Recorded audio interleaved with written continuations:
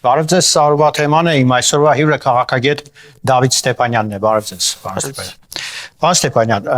պաշտոնապես ընտրապայքարը քարոզարշավը չի մեկնարկել, բայց մենք ականատես ենք լինում, թե ինչ թեժ պայքար է սկսվել ամենայն դեպս առայժմ հայտ ներկայացրած քաղաքական ուժերի միջև, ինչ է թեժացե պայքար, ինչ է լարվում այս պայքարը դեռ ընտրություններին, որ եթե հաշվի առնենք, որ պաշտոնական քարոզարշավին եւ բուն ընտրություններին դեռ որոշակի ժամանակ կա։ Որովհետև խաղադրույքն է մեծ, որովհետև խաղադրույք անողներն են մեծ, որովհետև այս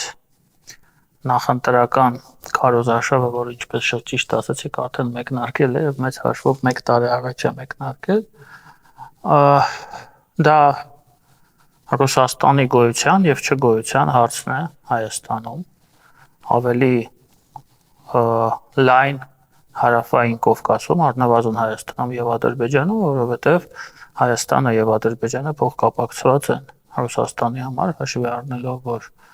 դեռ արկայություն կա, Լեռնային Ղարաբաղի հակամարտությունը ավարտված չէ, խաղաղության պայմանագիր չկա, հետեւաբար դրույքները շատ բարձր են։ Որևէ զարմանալի բան այստեղ չկա, խաղադրույքները բարձր են, հետեւաբար նախընտրական պայքարը թեժ է։ Պարոն Ստեփանյան, տեսեք, Փաշինյանը վերջին հայտարարությունից հետո ասենց մեծ սկանդալ առաջացավ, նա մասնավորապես նշեց, որ եթե չընտրվեն, ապա պատերազմի դռները կբացվեն, սա որքանով է հիմնավոր այս հայտարարությունը, արդյոք կա այդ վտանգը դեռ։ Թե սա ուղղակի զուտ նախընտրական, այսպես ասած։ Այն, որ այս հայտարարությունը արվել է նախընտրական շրջանակներում, դա կարծում եմ կասկածից վեր է, այստեղ կասկած չի կարող լինել, բայց դա չի նշանակում, որ այստեղ չկա ճշմարտության ռիսկ։ Իհարկե, ռիսկերը իհարկե ակնհայտ են։ Ես վստահ եմ, որ եթե Հայաստանում լինի իշխանափոխություն եւ իշխանության գան ռուսական կողմնորոշում ունեցող ուժերը, պատերազմի վտանգը կտրուկ աճելու է։ Ինչու՞։ Սա ունի շատ հստակ բացատրություն, որտեղ Ռուսաստանը շահագրգռված չէ, որ Հայաստանի եւ Ադրբեջանի միջև լինի հստակ խաղաղություն։ Վերջնականապես Ղարաբաղյան պատերազմի էջը փակելու հեռանկարում Ռուսաստանը շահագրգռված չէ։ Դե Ռուսաստանը միշտ պարասիտացել է այդ կոնֆլիկտի վրա։ Ռուսաստանը ունեցել է լուրջ ազդեցություն Ադրբեջանում եւ Հայաստանում ի շնորհիվ այդ կոնֆլիկտի։ Եվ մենք տեսնում ենք, որ այսօր այդ ազդեցությունը շատ կտրուկ նվազել է Ադրբեջանում, գրեթե չկա։ Եվ Հայաստանում գնալով նվազում է։ Հետևաբար Ռուսաստանը կարող է ղեկավարել մեր երկու երկրները առաջին հերթին եւ մեծ հաշվով այդ կոնֆլիկտի շնորհիվ այն, որ մենք ցավոք կորցրեցինք մեր հայրենիքի մի մասը եւ դա արվել է եւ Հայաստանի կոլաբորանտ իշխանությունների կողմից եւ Ռուսաստանի կողմից, հա, սա էլ պետք է մենք հասկանանք, դա դեռ չի նշանակում, որ կոնֆլիկտը ավարտված է, մենք ունենք Ադրբեջանի հետ չսահմանազատված սահման։ Եվ այստեղ կարող են խնդիրներ լինել, այստեղ Ռուսաստանի համար աշխատելու դաշտը բավականին մեծ է, եւ եթե Հայաստանում տեղի ունեցավ իշխանափոխություն եւ նորից սպասարկումները կան իշխանություն, իրենք սպասարկելու են Ռուսաստանի շահից, դա նշանակում է, որ ոչ մի խաղաղություն չի լինելու։ Պարոն Ստեփանյան, տեսեք, Միացյալ Նահանգները օրերս զեկույց հրապարակեց, որում անդրադարձ կար նաև Հայաստանի եւ Ադրբեջանի միջև այս հաստատված առայժմ փխրուն խաղաղության գործընթացին, այնտեղ եւս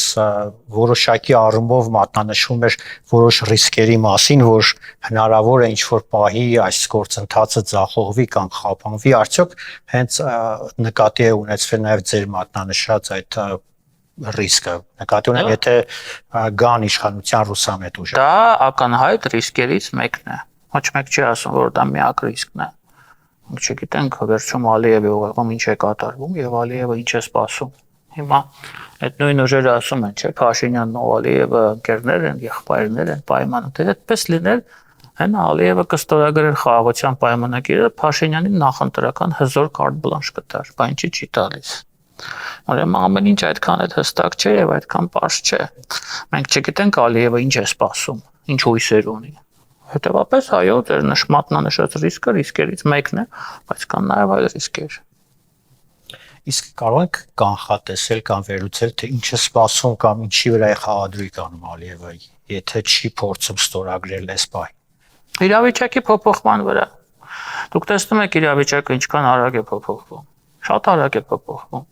Մինչև օգոստոսի 8-ը մենք ունենք մի իրավիճակ, օգոստոսի 8-ից հետո ունենք բոլորովին այլ իրավիճակ։ Իսրայելի եւ ԱՄՆ-ի Իրանի վրա հարձակվելուց հետո ունենք բոլորովին այլ իրավիճակ։ Եվ ոչ մեկ չգիտի, թե այս իրավիճակը վաղը ինչ է լինելու։ Վաղը կարող է ունենանք այլ իրավիճակ։ Եվ Ալիևը երևի թե ես ուղղակի սա վարկած է, ես չգիտեմ իրավաբան իհարկե ինչ է կատարվում, երևի հույս ունի, որ կարող է վերախաղարկել իրավիճակը, որ ԱՄՆ-ի համար վաղը Հայաստանի եւ Ադրբեջանի միջև խաղաղությունը կարող է այդքան կարևոր չլինել, որքանով դա կարևոր է այսօր։ Եվ այդ դեպքում նա ունենալու է նավարկելու, խուսանավելու հնարավորություն, եւ ինքը չի ուզում այդ հնարավորությունը կորցնի։ Սա ուղղակի որպես վարկած, հա, ես վստահ չեմ դրանում, բայց վարկածը դուք հարց եք տալիս։ Ես կարծում եմ, որ այդ վարկածը կյանքի իրավունք ունի։ Երևի թե այսպես։ Պարոն Ստեփանյան, Իրանի եւ Միացյալ Նահանգների եւ Իսրայելի միջև պատերազմը գնալով ավելի, ասես ասենք, շարունակվելու միտումներ է ցույց տալիս, եւ որ լուծման դեպքում ռիսկային գործոններ կառաջանան Թրամփի նախագծի հետ կապված ընդհանուր թե նաեւ Հայաստանի եւ Ադրբեջանի միջև հարաբերությունների կարգավորման առումով։ Գիտեք, երկու հիմնական լուծման դեպքում էլ երկու հիմնական վարկած կա, իրականում վարկածները շատ են, թրիպը ռիսկի տակ է։ Սա պարադոքս է, բայց եւ իշխանափոխության դեպքում Իրանում հնարավորինս արագ, ամիսների մասին է գնում խոսքը, արդեն հասկանալի է, որ օրերի ընթացքում դա անհնար է, թրիպը կարող է դրվել վտանգի տակ, եւ եթե Իրանում այս անկայունությունը, տուրբուլենտությունը մնա տարիներով եւ տասնյակ տարիներով, այդ դեպքում էլ է ռիսկի տակ, ինչու։ Եթե մենք ունենում ենք Իրանում իշխանափոխություն, թրիպը կարող է իր ակտուալությունը կորցնել, որովհետեւ Իրանը կդառնա պրոամերիկյան պետություն եւ պրոամերիկյան տարածք։ Այդ դեպքում ամերիկացիները շատ հանգիստ կարող են Թուրքիայից այդ միջանցքը, այսպես կոչված միջանցքը, աշխարհատնտեսական միջանցքը Իրանի տարածքով տանել։ Չպետք է Հայաստանի տարածքով տանեն կամ Ադրբեջանի։ Սա որպես վարկած։ Կարող է եւ նորից լինի Հայաստանի եւ Ադրբեջանի, բայց մենք իրավունք չունենք այս հավանականությունը բաց թողենք։ Եվ հակառակ դեպքում, եթե Իրանում իշխանափոխություն տեղի չի ունենում, բայց Իրանը թուլացած է լինում այնքան, որ չի կարող հակասել ԱՄՆ-ին կամ Իսրայելին, բայց շատ հանգիստ կարող է ճնշում գործադրել անմիջական հարևանների վրա, նախագիծը եւս կարող է վտանգվել։ Այսինքն երկու դեպքում էլ կան ռիսկեր։ Չի նշանակում, որ դա այդպես է լինելու, բայց ռիսկեր կան։ Մեր, այսպես ասած, պլան B-ն որն է լինելու, եթե այդ ռիսկերի դեպքում վտանգվի նախագիծը։ Շատ հետաքրքիր հարց եք տալիս։ Ես չգիտեմ որն է լինելու պլան B, ես համապատասխան ինստիտուտում չեմ աշխատում, ես իշխանության մաս չեմ, ես չգիտեմ կա այդ պլան B-ն թե ոչ, բայց այն որ պլան B-ն պետք է լինի եւ դա անհրաժեշտ է, դա կարծում եմ ակնհայտ է, որովհետեւ ամբողջ մեր տեսեք, մեր անվտանգության հիմնակարը այս պահին դա թրիպ նախագիծն է։ Թրիպը չլինի, մեր անվտանգությունը չի լինելու։ Հետևաբար, եթե թրիպը կա վտանգ, եթե կա ռիսկ թրիպի համար, մեզ պետք է պլան B։ Սա ակնհայտ է։ Մեզ պետք է այնպիսի մի իրավիճակ ստեղծել, այնպիսի մի, տեսեք, շատ է չէ խոսում, երաշխավորներ, հա, սխսատից բաները։ Մեզ պետք է ստեղծել հողի վրա այնպիսի իրավիճակ, որ Ադրբեջանը չկարողանա մեզ վրա հարձակվել։ Այսինքն, սա չի նշանակում մեր ներքին կարողությունները, այսինքն մեր հարաբերությունները ԱՄՆ-ի հետ եւ Միության հետ այս տիրույթում պետք է սա դիտարկենք։ Հիմա թե ինչպես է դա արվել, ես չգիտեմ։ Ես դրանով չեմ զբաղվում։ Եթե զբաղվեի, միգուցե դեր հարցին կկարողանայի պատասխանել։ Պարոն Ստեփանյան, վերադառնանք ներքաղաքական հարցերին, օրեցօր բազմաթիվ ուժեր են հայտ ներկայացնում, որ ընտրություններին կմասնակցեն, նույնիսկ այնպիսի ուժեր եւ դեմքեր, որոնք կարծես թե վաղուց պետք է քաղաքական դամբարաններում լինեին, տպավորություն է, որ ինչ որ մի անհայտ ձեռք փորձում է խառնել ներքաղաքական դաշտը, այսինքն թացը չորի հետ, որպեսզի ընտրողներին մոլորեցնեն, թե ուզում հասկանալ ինչ են բոլորը հին նոր այդ անհասկանալի դեմքերը բոլորը հայտ ներկայացնում եւ փորձում ներգրավել այս ընտրապայքարի մեջ։ Ինձ համար ոչ մի անհասկանալի դեմք չկան։ Բոլորին էլ ճանաչում ենք, բոլորի մերկությունը տեսել ենք։ Գիտենք ինչ սպասել բոլորից։ ցավոք այո նրանք մանիպուլացնում են հասարակության մի մասին եւ տարբեր խաբեություններով փորձում են ձևավորել կեղծ քաղաքականներ, քաղաքական օրակարգ, որը իրականում չկա։ Միջև հիմա Հայաստանում կան մարդիկ, որոնք կապում են երկրի անվտանգությունը Ռուսաստանի հետ։ Այդ մարդիկ խաղում են այդ դաշտում, այդ քաղաքական ուժերը։ Ինչու նրանք դամբարանում չեն։ Ձեր հարցի հասցեատերը իշխանությունն է։ Եթե այդ մարդկանց վրա կան քրեական գործեր, իսկ քրեական գործեր կան բոլորի վրա,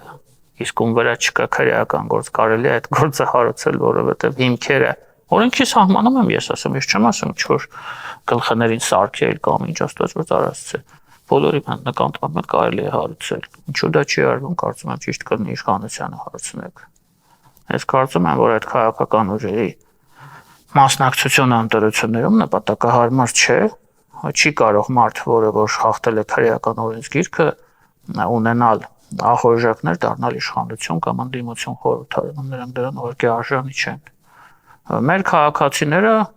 շատ հնարավոր է, որ մի մասը հերթական անգամ մոլորվեն, հանգնան այդ մարդկանց ձայն տան։ Մենք ունենանք այնպիսի խորհրդարան, որը ունենք վերջին 5 տարվա ընթացքում։ Որտեղ չկա քաղաքական միտք, չկա ռացիոնալիզմ, չկա երկխոսություն, ոչ մի բան չկա։ Ընդհանրապես ինչ որ հայհոյանքի, ամֆիթատրոն է, մարդիկ դա օգտագործում են սեփական ինչ որ կոմպլեքսները, բարդությունները ռեալիզացնելու համար։ Ես ցավով եմ նշում, բայց մենք ունենք շատ լուրջ նախադրյալներ, որ 26-ի խորհրդարանը որակապես շատ քիչ է տարբերվելու 21-ի խորհրդարանից։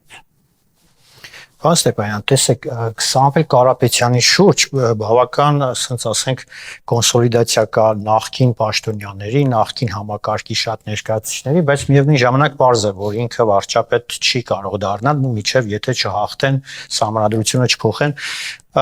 Կա տեսակետ, որ ընդդիմության այդ հիմնական տեխնացուն Քոչարյանն է եւ խաղադրույքը կատարում հենց նրա վրա։ Ձեր կարծիքով։ Ես կարծում եմ, որ այդ տեսակետը կյանքի իրավունք ունի եւ շատ մոտ է իրականությանը։ Գիտեք, մենք վերջեվերջո ոչ Ադրբեջան ենք, ոչ Թուրքմենստան ենք, ոչ էլ Հյուսիսային Կորեա ենք, որ մեկ մարդու համար սահմանադրություն փոխենք։ Չնայած 17-ին 17-ին էր վերջի սահմանադրական հանրաքվեն, թե 15-ին։ 15-ին, հա, կներեք։ Մենք այդպիսի մարդ ունեցել ենք։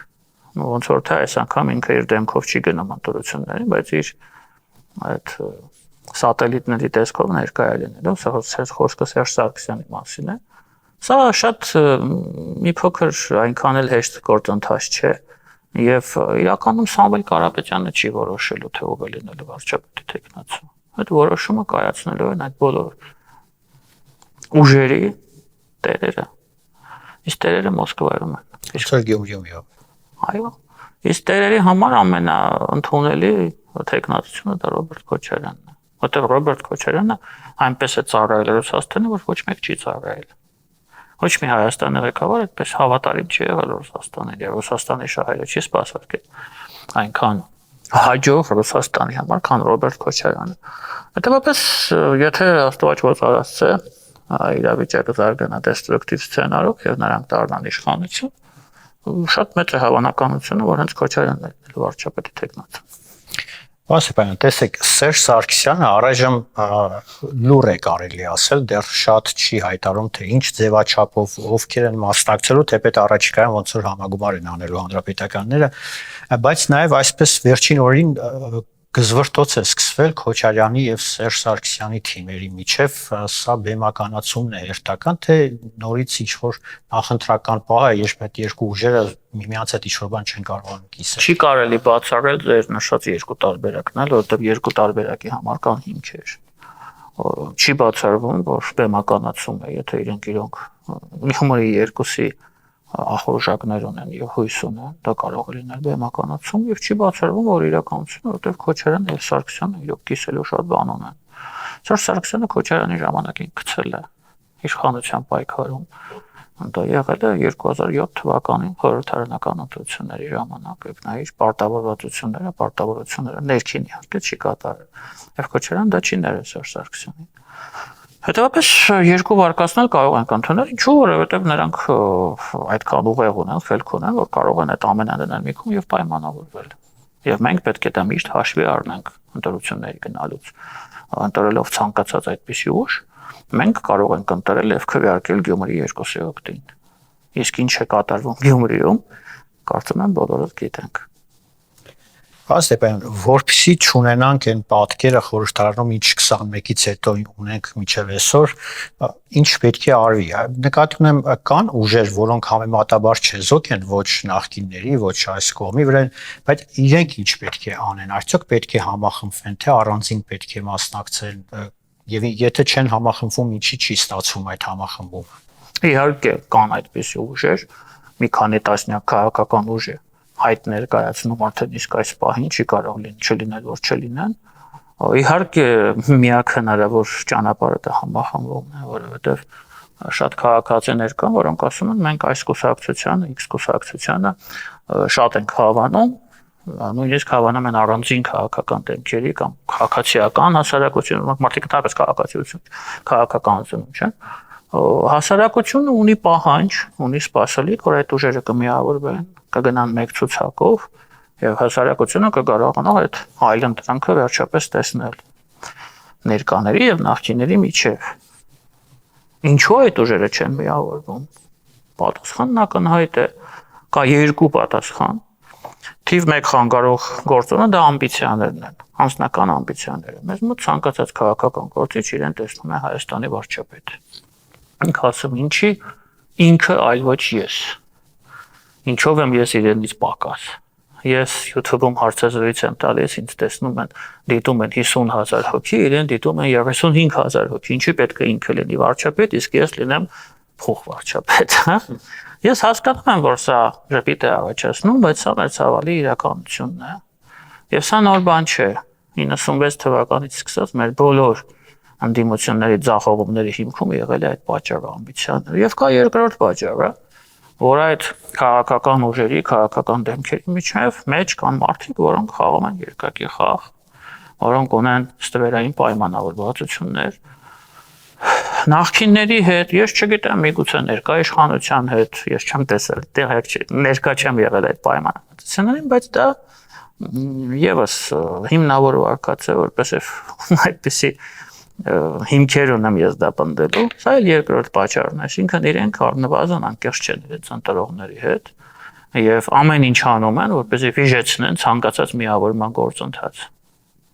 Շնորհակալություն։ Ես եմ ձեզ շնորհակալ։ Սա օրվա թեման էր իմ զրուցակիցը քաղաքագետ Դավիթ Ստեփանյանն էր, շնորհակալություն կհանդիպենք։